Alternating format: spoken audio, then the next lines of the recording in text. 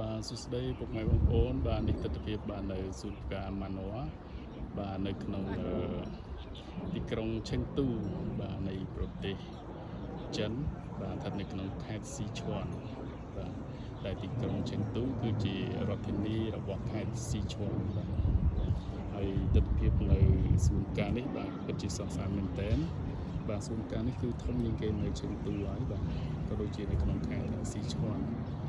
បាទអញ្ចឹងមានការចម្រុះពណ៌ច្រើនបាទខែនេះដោយសារផុតរដូវកាល tulip បាទអញ្ចឹងអត់មានការ tulip ទេបាទយើងមកខែ3ខែនៅការ tulip បាទឥឡូវចូលខែ5ហើយគឺអត់មានទេ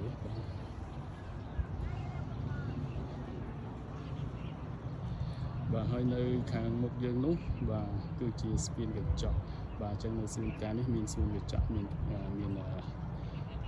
ស្ពានកញ្ចក់ដែរអញ្ចឹងយើងអាចឡើងទៅខាងលើបាទដើម្បីមើលទស្សនវិជ្ជានៅ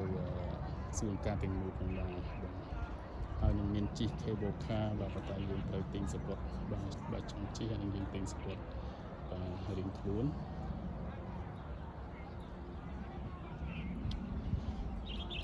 បាទអូខេអរគុណបាទ